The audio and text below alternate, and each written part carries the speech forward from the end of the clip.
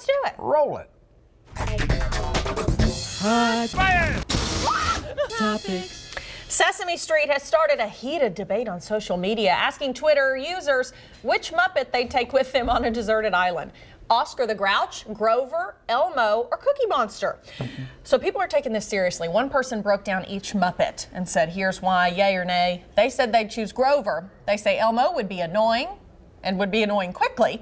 Cookie's blood sugar gets too low and he becomes hangry. Oscar would just complain the whole time. While a lot of people chose Grover, actually, one Twitter user picked Oscar, saying he won't nag me with questions.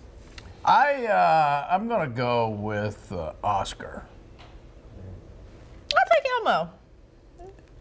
You would not. You want to be stuck with Elmo? I don't care. That voice. I don't care who it is. Yeah. You just don't care about the exercise. Right. Okay. Well, I'm just saying, if you had to pick one, you got to pick For some reason, I guess technically Oscar the Grouch. He's a cynic. I've got enough cynics in my life. I can't believe it. I feel betrayed by you not choosing Oscar. Honestly, I can't even remember the details of each one of these characters. Oh, so that's what it is? That's the main reason. What did you say? I'm embarrassed. I know nothing about this. I'm not embarrassed. You I don't should know be. nothing about it, but I don't know enough to make a knowledgeable decision. I don't think you do. A little girl takes her mom's request to count backwards literally. So she was practicing counting when her mom asked her to say her numbers backwards. Well, she did. Check it out. Okay.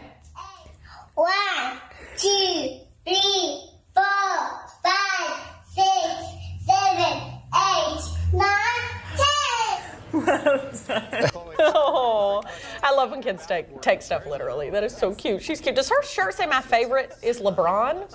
It may be. I think it does. Yeah, girl. When we were in Nashville, we were thinking about having the fans, if Kentucky were to win, do the Cats cheer backwards. Yeah, so Lee and as I, an exercise. Yeah, so we tried to practice it, and no, it wouldn't just be cats, cats, cats, C-A-T-S. Oh, you'd have to do the whole thing. So we said it'd be, wait, stack, stack, stack, S-T-A-C. Oh. Right. We nailed that. That was pretty good. Okay, how do I say this golfer's name? Pro golfer John Rahm. Okay, he ignored his caddy's advice and dropped the F-bomb on live TV during NBC's PGA feed. He was leading the Players' Championship when he found a fairway bunker on the 11th hole. He and caddy Adam Hayes discussed the shot. Well, Rahm went against his caddy's advice and sent the ball into a nearby lake. Well, as one does, like Lee Cruz on the golf course, he lost his temper and swore during the NBC broadcast. We bleeped it, so don't panic, but take a look.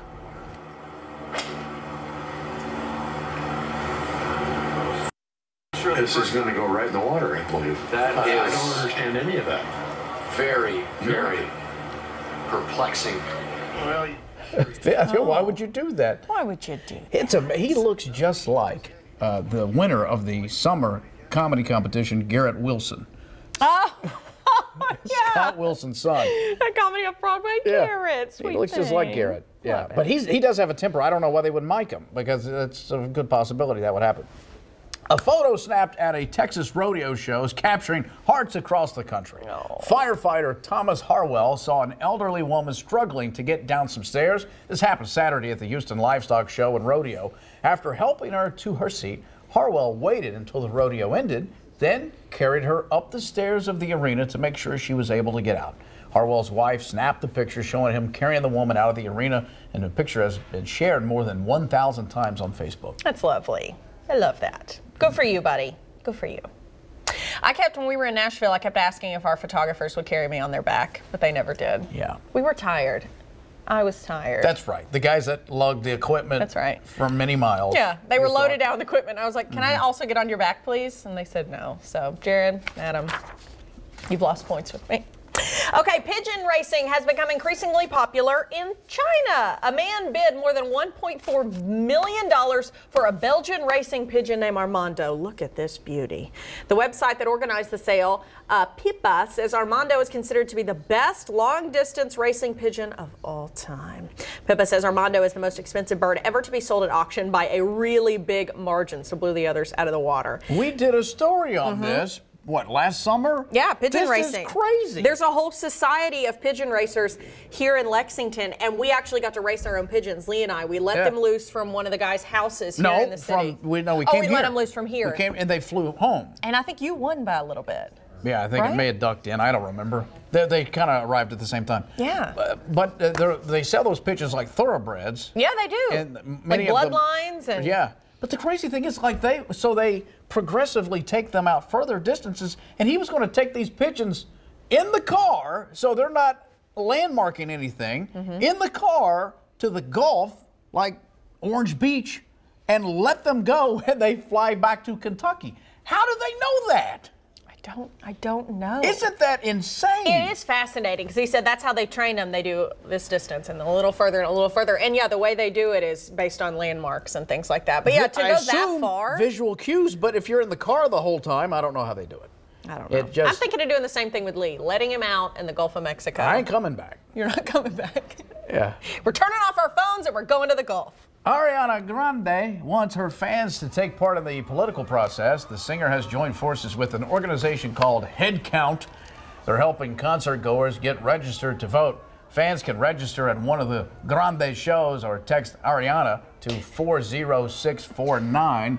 Her Sweetener World Tour started Monday in Albany, New York. She won't be coming to Kentucky, but does have concerts scheduled in Nashville and Indianapolis. She is so cute. She's tiny. She is tiny. She is teeny tiny. She is so cool. Well, good for her.